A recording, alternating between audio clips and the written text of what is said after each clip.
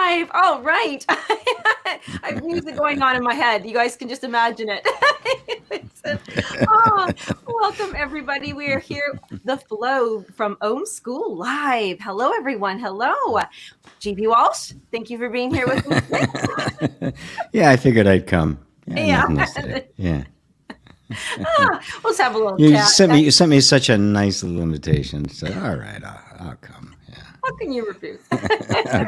How could I refuse? Well, hello to everyone from whichever platform you are joining us. We are primarily going live in GP Walsh Spiritual Teacher, the Facebook group. So if you are not in that private group, please come and join us. And if you are coming in from somewhere else, let us know, which reminds me, I have to click over to see those comments, which is great, which is helpful. And good morning, Penny. And how do you say, is that Eva? Ava. Ava, hello. I always wondered Ava. that when I said I bet. Yeah. And hello, Facebook user. All right, so today is such a broad, I want to say broad spectrum, but it would be funny then because it is about the light. We are talking about the light. And on my lovely notes here, GP, couple questions, couple comments, and right away when we were thinking about doing the show about the light, in my mind, first of all, immediately it feels good. We like to think about the light in so many ways. You know, it shows up in a million statements. My show is Light on Living. Like there's a lot of light, and reversing it, well, opposite is like darkness, or usually darkness. But right away I want to ask you, I don't know that should we think about light as being good or bad, dark and evil? Like, does light have those kind of properties? Like, what is light? Okay, well, let's just start right out. I mean, from the point of view of physics, it's one of the most fascinating and puzzling of all things, a self-perpetuating wave, right, that doesn't run through a medium. It's very strange, right? It's very, very strange. And the speed at which it goes. Am I hearing music? No. Well, see, now you're hearing music. I was just imagining it. It's the angels. Oh, yeah. The light beings have come to sing. It must be. Oh, here, I don't know. For some reason, my iTunes started playing this nice little music in the background. I'm going, oh my God, am I dead? Yeah.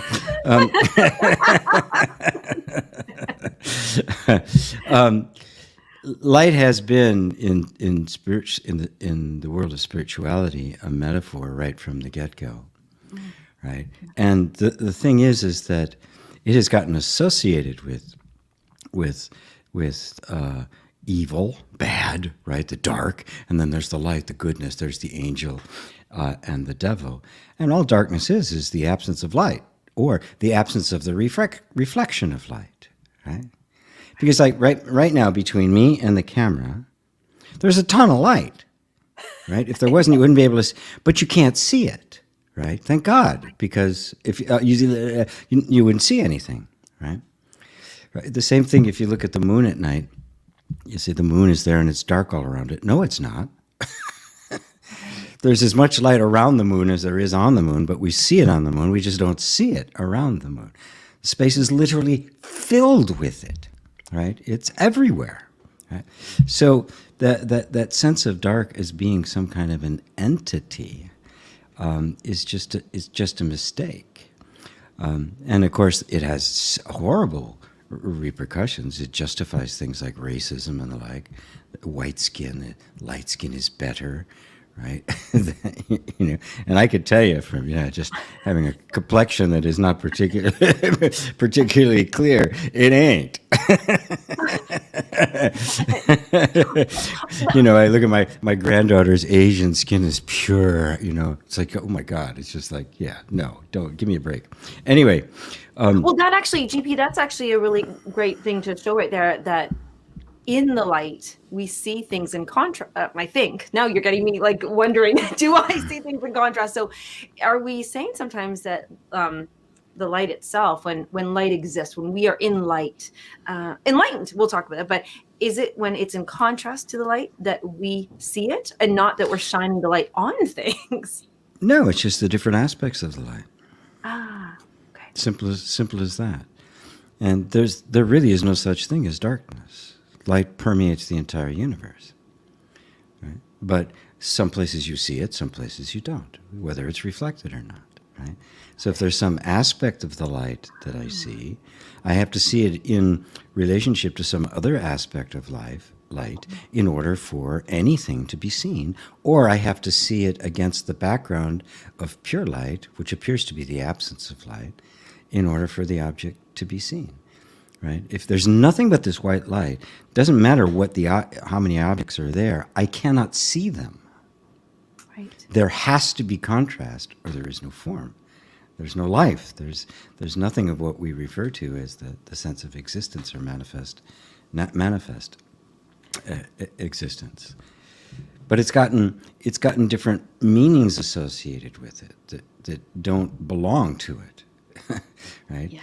'Cause it's all light, and it's all the aspects of light, right? As simple as that, and it's never absent. And light has been forever a metaphor for consciousness. Yes. Right? Yeah. Because it's in the light of consciousness that we see, right? Right? I mean, if it wasn't for consciousness, it wouldn't matter how much light was there. You wouldn't see it because you wouldn't be there, right? Are our aspects reflecting? Is light reflecting on our aspects then? No, what you call you. Yeah, what you no, this is very good. What you call your aspects are aspects of light. They don't belong to you. Where did you come from? Right. Yes. Light is the essence, right? When it's understood in its genuine form, which is consciousness, it becomes now even physical light gets transformed into something even bigger. Yeah. But light it gives everything form. I mean, it's the light of the sun that makes life possible on Earth. Yes. Photosynthesis. We got all of it. All energy derives itself from light. You know, even the fossil fuels is just the energy absorbed from light in the plants and everything else that were eaten by the critters, the dinosaurs, I guess, is or the theory as to where all the oil came from. And it all has its origination in the same place. Right? And so understanding that light and the term enlightenment, which simply means the individual has completely identified themselves with the light. Okay. There's no more individual. It's just light, which is actually the case. So And it isn't I'm going to become the light. It's a recognition that I am. That's all I've ever been. right. That's where, and I have to bring this up because now I'm actually getting this. This is homeschooling here, guys, live right now. Okay. Because when we did the show on Buddha, and we recognize that we are Buddha, we don't become Buddha, and it's identified. We don't.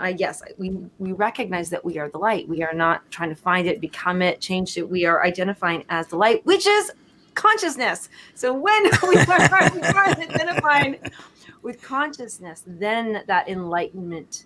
So we are light beings until we are enlightened beings. Yes. Yeah, people use that phrase "light being" and it's close, right? But notice that light is undifferentiated. Different things appear in the light and gives the sense of differentiation, but light is one. It is absolutely seamless. Right? So that I'm not a light being; I am light itself. Right. Yes. Oh, because we get and you'll share this one, because if we say we're light beings, we have given it shape. And Correct. and if you could share that thing you share about water and light, and there's no form. Oh, yes, right. Yes, exactly. Water Water takes it takes the shape of whatever you put it in, right? And light takes the shape of whatever it reflects against, Right. right?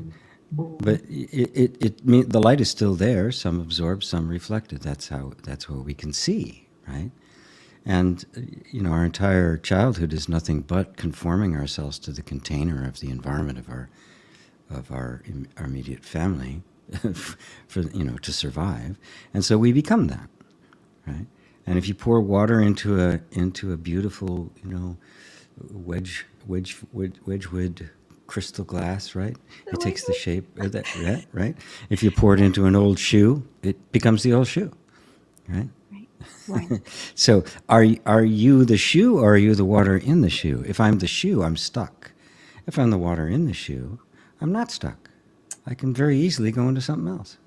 Oh. I can close that chapter anytime I want, right? But if I believe I am that form into which I have been put, and that is the conditioning that we all get, that makes us believe that I am the conditioning. I have identified with the container instead of the water. That's the stuckness. That's where all the suffering arises. That's conditioning.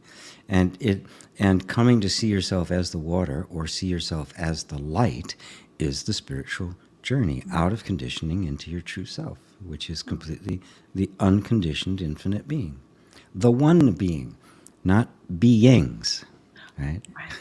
Yeah. And I'm glad you noticed that, because if I'm a light being, I am one of many light beings. So that means I got a shape, I got a form. There is still separation. It's become ephemeralized, right? Like people who say, well, I'm not the body, I'm a soul in the body, right? Yes, And of course, then they'll fight to the death to protect the body. So in practice, they really are completely identified with the body.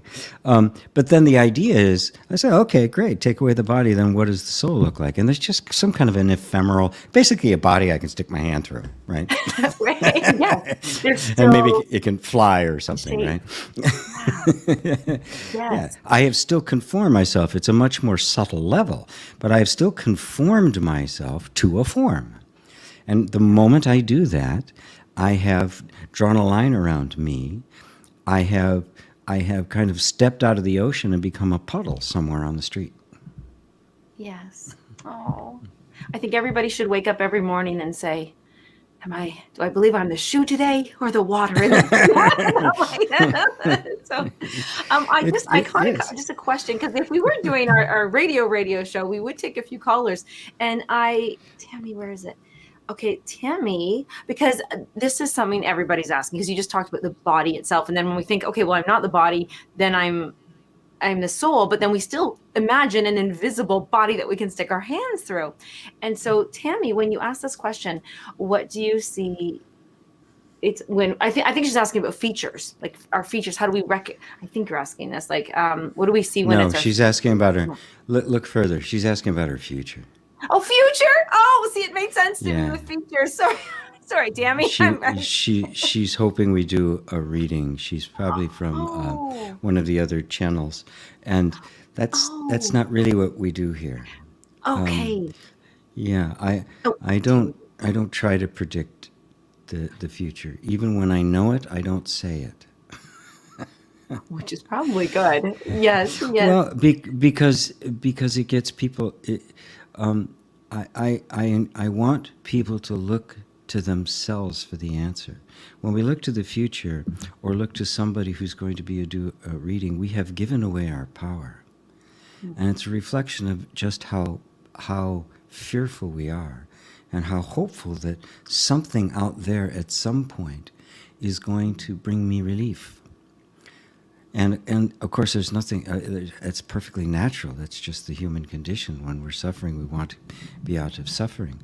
But in this particular spiritual path, the way out of suffering is to come back to yourself, to recognize that everything you are truly seeking, no matter how it appears, is actually within you, and that the mistake, the thing that has caused poverty and lack and deprivation has been this disconnection from yourself. And unless that is healed, it doesn't matter what happens out here. It doesn't matter what the predictions are. Somebody say it's going to be a good future, and then it is. It won't last. Nothing does. If you're suffering now, the circumstances that you are suffering from are not going to last. They're going to change. And Nisargadatta put it beautifully when somebody was listening to him. And he said asked the question after a while, he said, "Sir, everything you say resonates with me. I can feel the truth in it, but to be perfectly honest, I'm always experiencing suffering." To which Nisargadatta just shot back. He says, "No, you are not experiencing suffering. You are suffering your experience." Completely different. In one instance, I am the victim. I have to change my circumstance, or I can never be happy. I can never be free. I can never get anything. And in that one instance, it becomes, no, my suffering is caused by my reaction to the circumstances, and I have absolute control over that right now. If I think in order to be happy, I must change my circumstances, I am a slave to those circumstances my whole life. And even if I do manage to get from circumstances the things that I need, I will still be afraid. I will still be insecure because I will be worrying about losing it. Now, this is true of multi-billionaires. They have literally billions of dollars in assets and liquid cash, and they are worried about losing it. They're not free. They're not happy. Right? So I emphasize this. Our suffering is caused by the relationship we have created with our circumstances and our underlying belief that somehow we are a victim of them. You are not. You may not have in this moment the absolute control over those circumstances, but you always have control over you. Nobody can take that away from you. And if you understand that, you'll bring your attention back to what you can control every single minute. And paradoxically, right, even though it's not the intent, when this is content and happy, it begins to manifest itself in the world. That's the true source of abundance and the true ending of poverty. When you realize that you are the riches you've been seeking, not right away, but eventually it will harmonize all the external events of your life. I can guarantee you. Well, I think that was a perfect reading. No, sorry. I guess I could call that a reading, yeah. It's interesting because, and what I would love to, I don't know, emphasize here is that a lot of people might hear that and say, so I'm supposed to love that I'm fat, love that I'm broke. No, it's okay to not like those circumstances. It's not like you snap your fingers and suddenly, oh, I'm supposed to just like it because it is what it is. Oh, you can't like that stuff. That's right. Yeah, I love my heartburn. I love my diarrhea. I mean, come on, no. Exactly. No, but we do have to embrace our humanness, right? We can't be dismissing ourselves. We can't be running away from life. That's where the suffering comes from, right? We can't avoid that. We can't avoid the heartbreak. We can't afford, the job loss. We can't afford some little critter emerging that's making a bunch of people sick, and we can't help people are reacting in all sorts of different ways to it. None of those things we have to put a stop to. Thinking we do is just the height of human arrogance. We have to learn how to harmonize with what is, and that's where peace is. Right? Yes. The harmonize is interesting. So a lot of people think, well, I don't like my job, but I can't quit, and I don't like this friendship, so I can't leave, and it's so tiring, and we get really drained and tired. And this comes into around a light question, actually. So this is really interesting. I was going to ask a question about lights and how we call them energy vampires, energy suckers, drainers, Yeah, and yeah, I that's know it. how Life vampires suckers. can't see the light. They're like, no. No. And so Yes. we brought up a question, but this is perfect because really vampires are circumstances, right? They're not Yeah. people itself. It's how then it, and I feel like this light reflecting or being absorbed is going to come out in this answer somehow, this lesson, with what is being reflected. Are we seeing something? I used to actually take offense. I'm very honest, everybody. I'm sharing this publicly. I would ask GP a question about somebody I didn't like doing something, and GP said, well, might be reflection of you. And I went, it is not. And so I was like, was it me? So can we go there a little bit, because I don't want people taking Sure. personal, like it is. Yeah, I'm gonna let you go on that one. Sure. Of course. Vampires, demons, devils, dragons, they're all you. Right? What is it that's actually sucking our energy? Right? What is it that appears to just be afraid of the light? Right? Yes. Right? Is it somebody out there? Is it somebody? And yes, there are people out there who are so they are so disconnected from themselves. They try to get energy from other people, and they find people who are susceptible to that, who want to give their energy away. That's their way of avoiding themselves, right? We all want to avoid the dark places in us. And that those dark places in us are what are filled with vampires and demons, what we think are vampires and demons and devils and all sorts of gargoyles and all sorts of horrible creatures. And all of those images, vampires and demons and devils and dragons and gargoyles and the like, are mythological symbols for the barriers we set up between ourselves and ourselves. That those are the layers of disconnect between our true self, and so who you really are, which is nothing but light, is depicted as this gargoyle, Kerberos, the three-headed dog guarding the gates of Hades. Right? This is how we think of it. In fact, they're angels in the basement. Which is an ebook that we'll put a link to after. It's free. Okay. Yes, it's free. And so the you cannot be touched by anything you do not allow you to touch. You're not allowed to touch. It is always our beliefs and assumptions about ourselves are the vampires. They may be reflected in people out there, but they're just a reflection. They're not the real thing, right?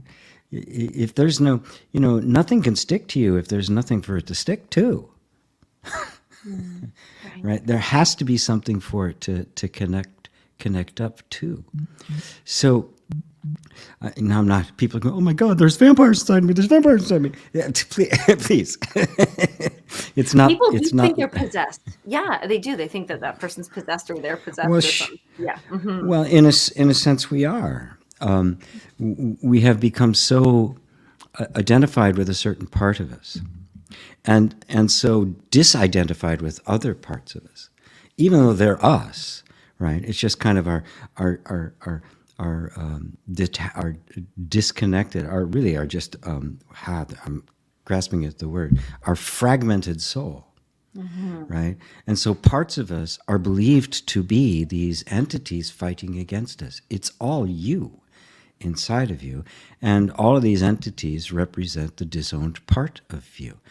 And if they're buried thoroughly enough and completely disowned, they can take over because they are you.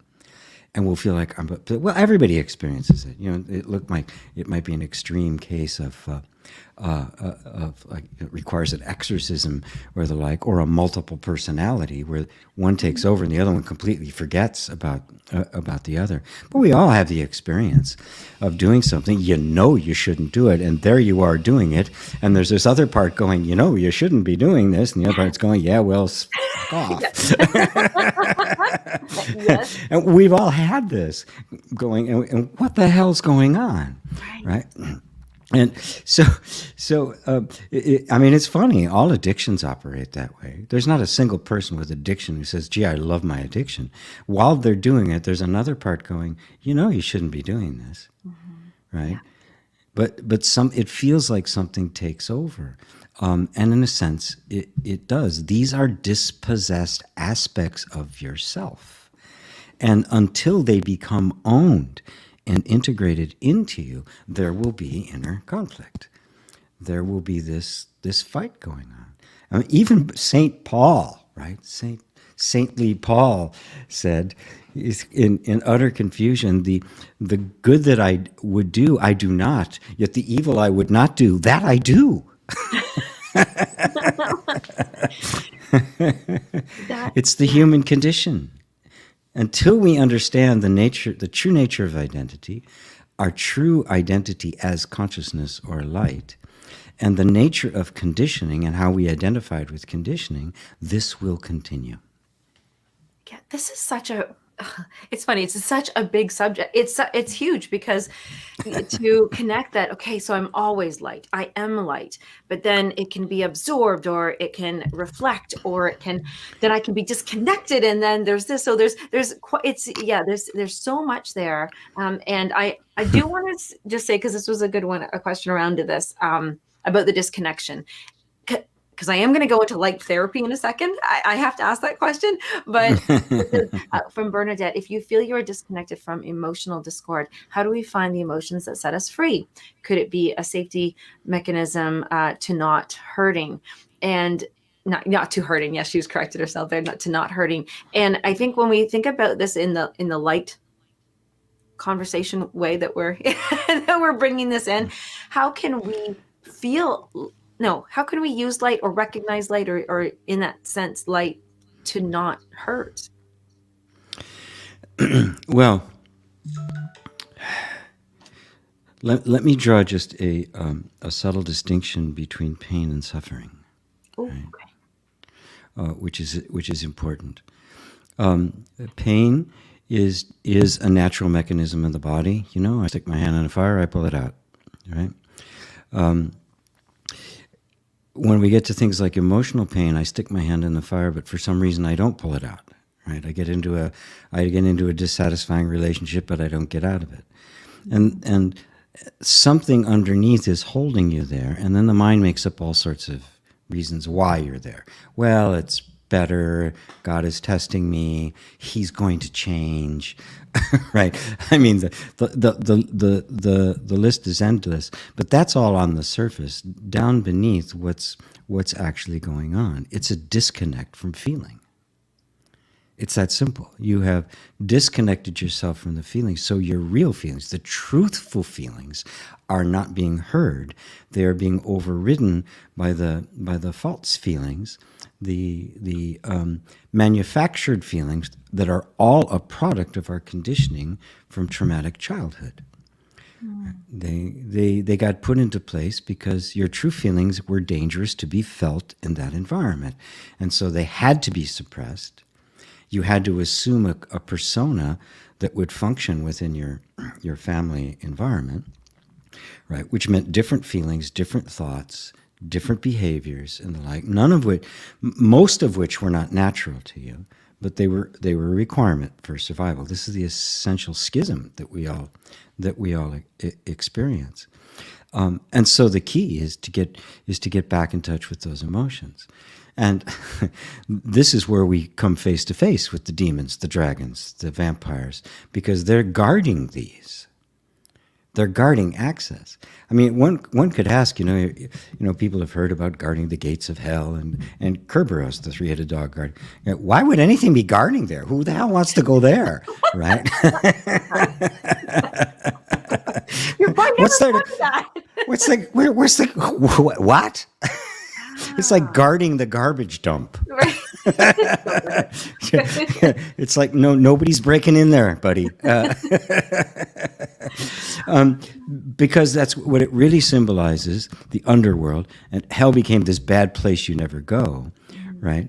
Because that's the tribe trying to keep you from feeling, right? What it really is are all the dispossessed feelings of you, right? And yes, there are guards there because it was dangerous to feel those. And so those guards are actually are not, demons and devils. They're not bad. They're what kept you alive. Yes. Oh, yes. And just for everybody, that refers to that safety mechanism. So these feelings that we've disowned, it's because if those demons and angels or demons didn't exist at the time, we would have not been kept safe in our belief.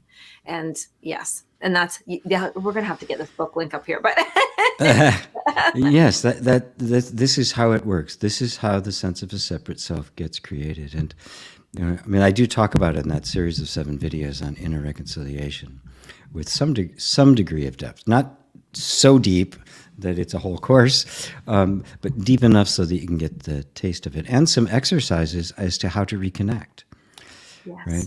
And it starts simply with just the willingness to be present with your feelings, even when they're uncomfortable. Yeah. And this is what we have all been trained since childhood to run away from. Now, the uncomfortable feelings in childhood had serious implications. Because if I felt some way that it exuded that feeling created a behavior that was completely out of keeping with the demands of the tribe, boy, did I hear about it. Sometimes quite severely, right? I mean, in my particular case, I had no wiggle room whatsoever, right? Just none. I mean, it was just this constant, a constant intrusion, one moment after another. And other people have different levels of severity about it. And so it becomes dangerous and even unthinkable to feel. And now look at the world we live in, right? You don't have to feel anything, right? You don't want to feel anything. You walk down the street, you're staring at your phone. You go to the beach and there are people blasting music, right? I went once camping way up in the mountains, right? In the middle of nowhere.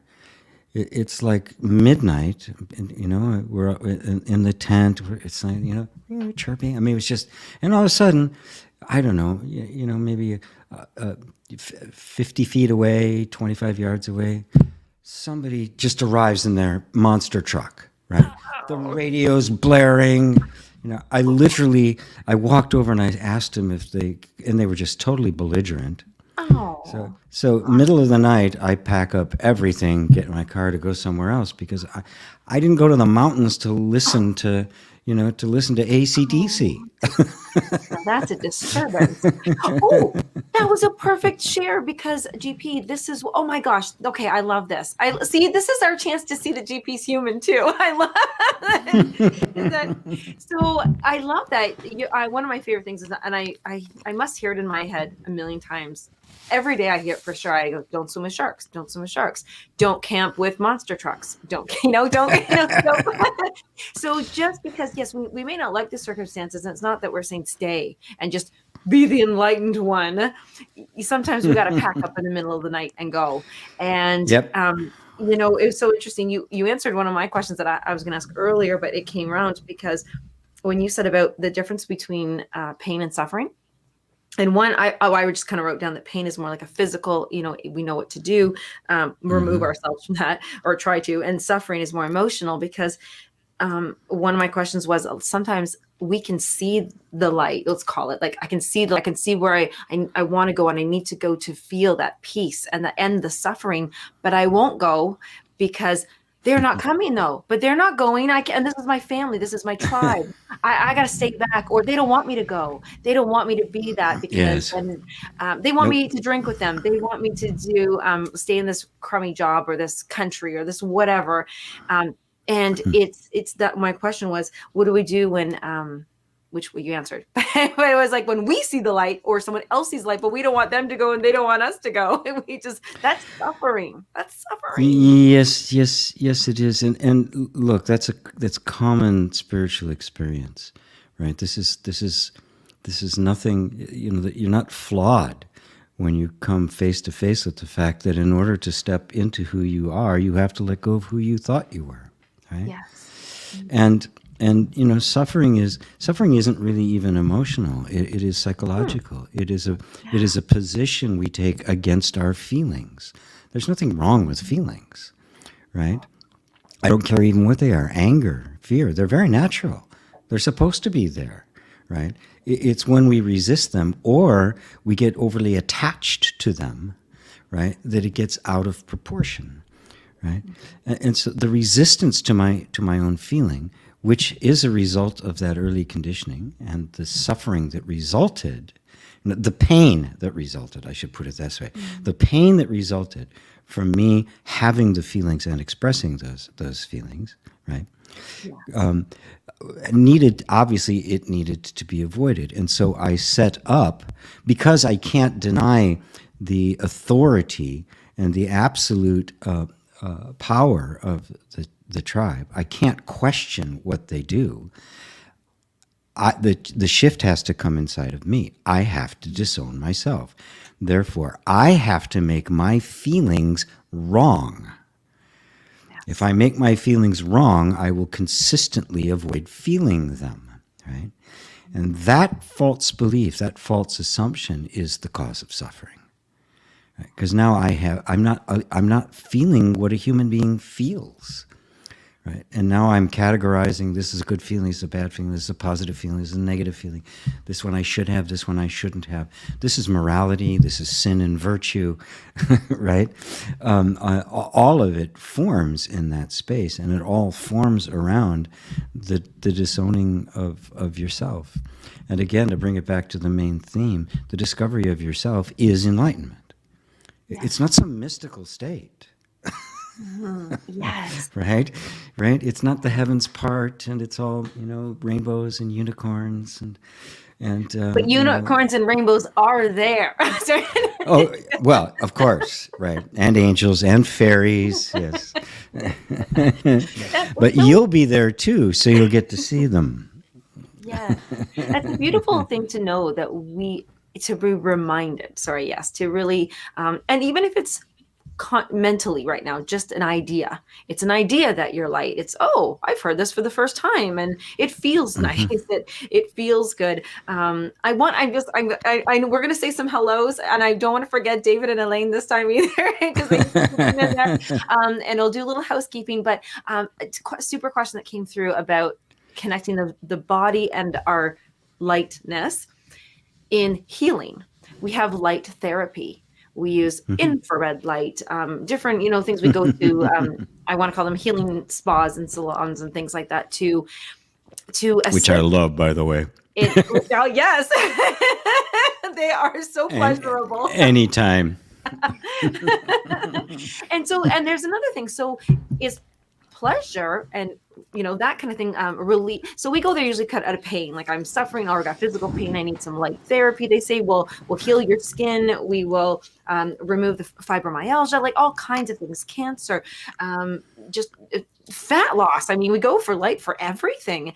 And so what is that kind of light? Is it our belief that light is healing us, or would that heal us whether we believed it or not? What's our relationship with light and healing? There you go. Finally got there. Oh boy, big question. And we need to always make the disclaimer: GP is not a doctor. Oh, yes. Right.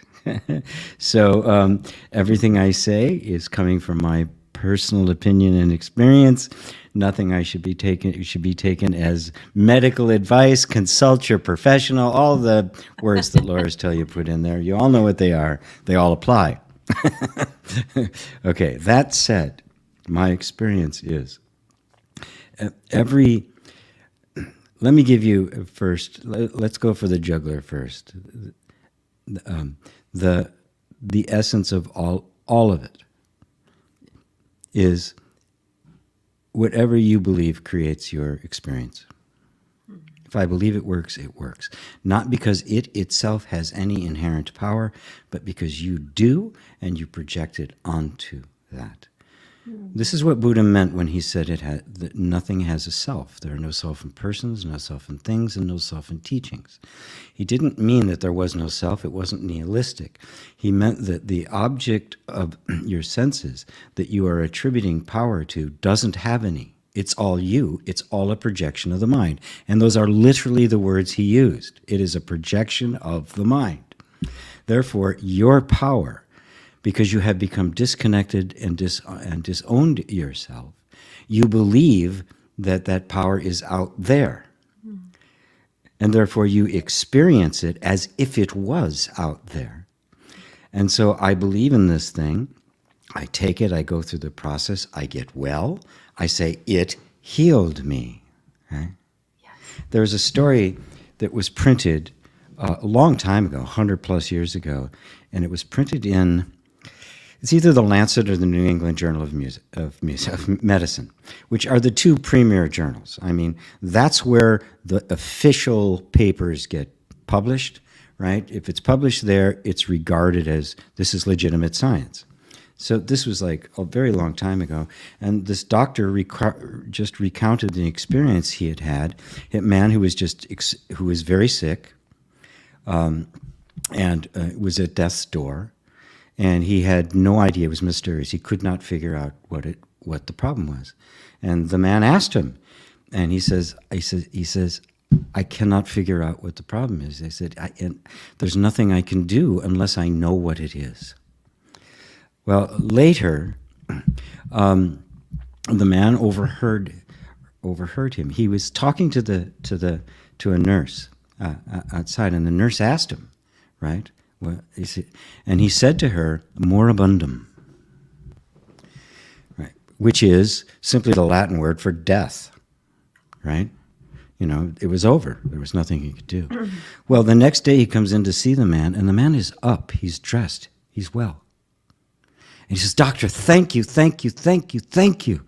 And the doctor says, for what? He says, you cured me. You figured out what it was. It was moribundum. Oh, wow. Oh. His belief had been fulfilled, and therefore he now had permission to heal, and immediately his body responded and conformed itself to the dominant belief because his faith in it was so strong. Because it was his faith in the doctor and the whole process of everything that now got transferred over to that, and suddenly he could be well. Now this is documented in medical journals, and this is not this is not just totally anecdotal. This stuff has known, right? Ideologically, medicine can't absorb it, right? I mean, to this day, the evidence for childhood trauma and adult illness, physical illnesses, everything, fibromyalgia, ALS, cancer, related to childhood trauma is indisputable. It's not controversial, right? And yet there's not one lecture, let alone a course, taught in any medical school about trauma. Right.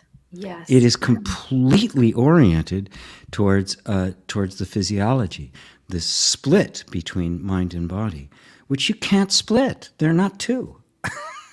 Right. So it's not like one is light and one isn't, because it's all light. It's yes. Is our beliefs? I guess they are then. So I was going to say our beliefs light. Yes, they are. They're a frequency of they're a frequency of light. Look, red light and violet light are both light. Right. Red light is just vibrating at a slower frequency than violet light. That's the only difference. They're both the same. The body, thoughts, emotions, sensations, they're all made of the same thing. They're the same essence, the same substance, simply vibrating, if you will, at different frequencies. It's not quite like that, but it's the best metaphor I can come up with. Yeah, the body is light. Thoughts are light. Everything is light. And I refer to, when I teach the chakras, I refer to this 8th chakra, which I call the light at the center. Mm-hmm. And light in its purest form can't be seen. When Right. it's seen in one form, it takes the form of a body. In the other form, it takes the form of desire. Another one, emotions. Another one, ego. Another, thoughts. Another, vision. Another, I mean, all of it are simply different aspects of exactly the same substance. Our job is to identify with the invisible light of which all of this are aspects. So I'm out of hanging onto Shiva's wheel and spinning around, and Yeah. and I'm at the center where I belong. Yes. That's where you really live, is at the center. Right. We have identified ourselves with the appearance of light, the reflected light, rather than the source of light. We even refer to source energy as if it was something other than me. Yes. Yes, we absolutely do. Yes. That actually really, sorry, I did laugh a little because I did imagine you hanging on to Shiva's wheel spinning around. So because it's what we all feel like we're kind of doing.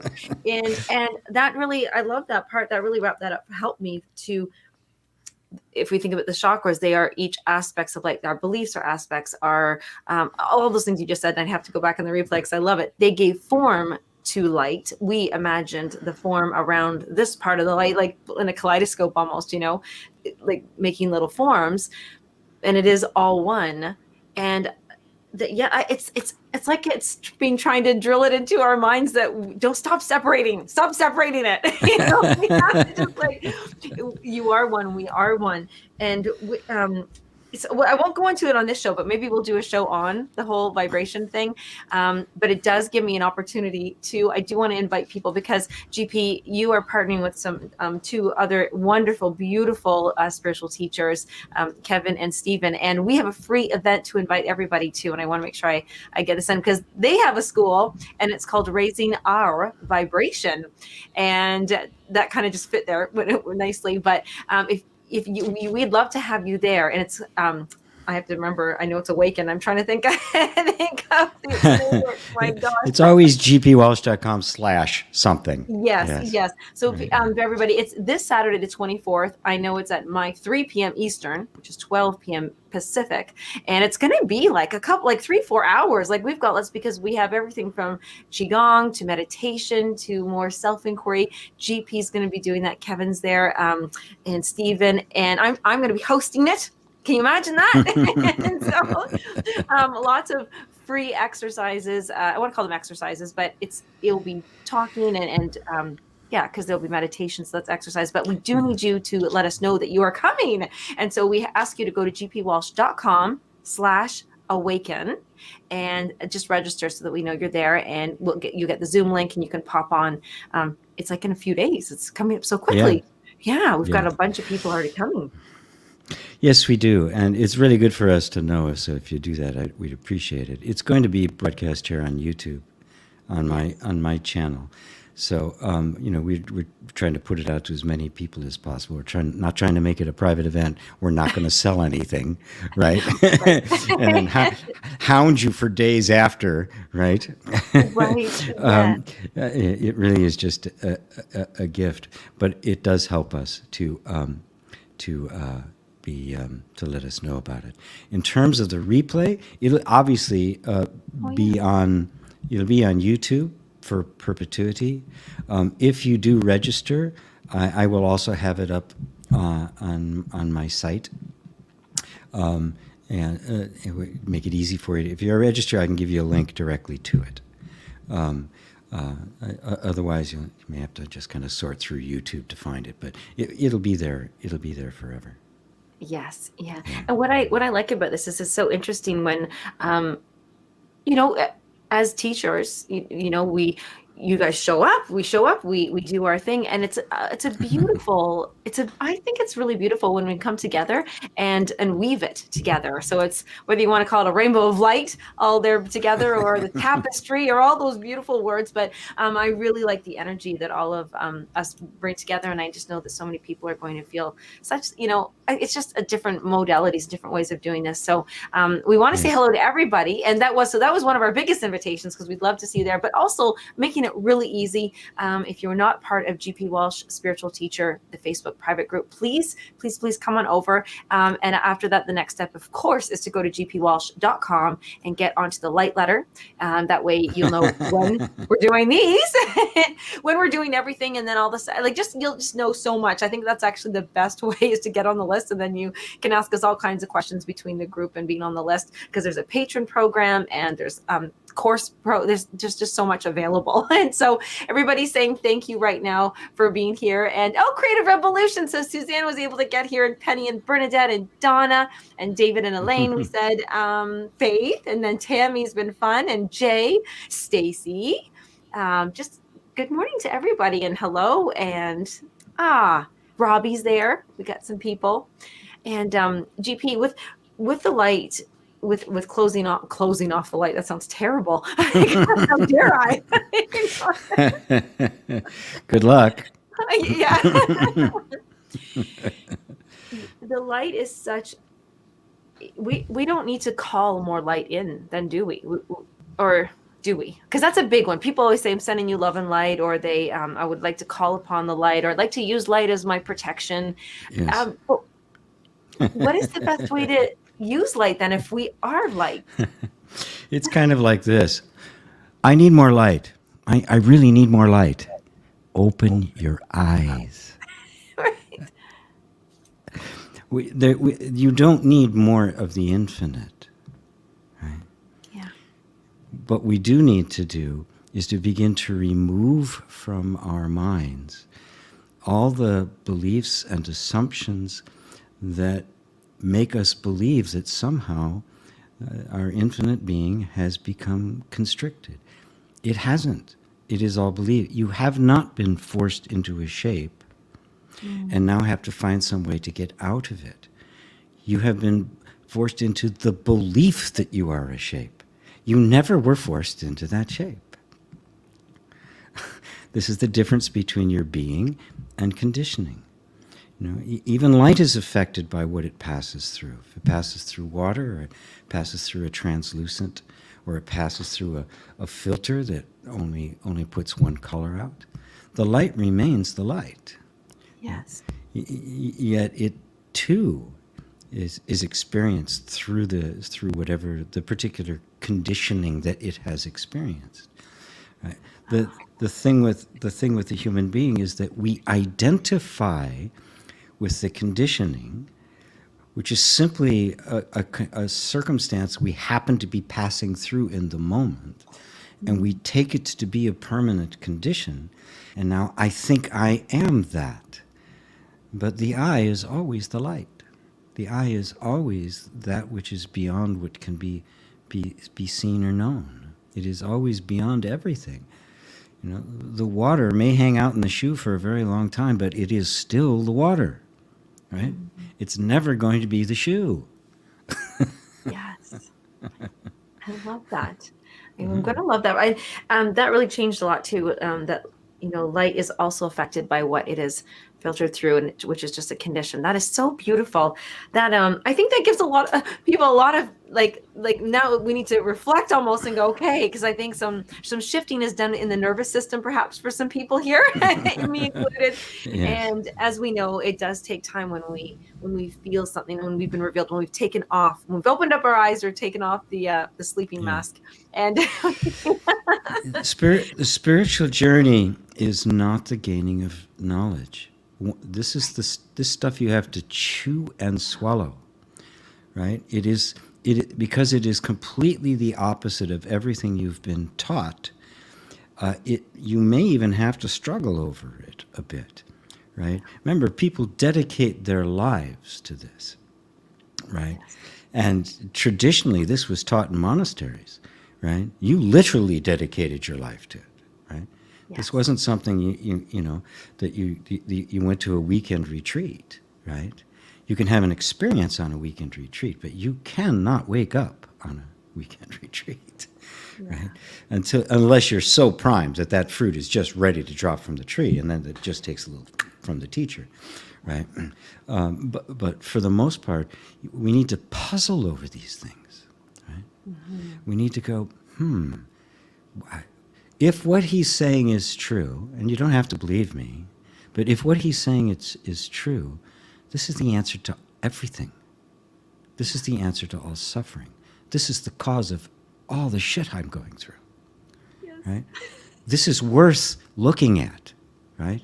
Maybe I'll find he's completely full of that, right?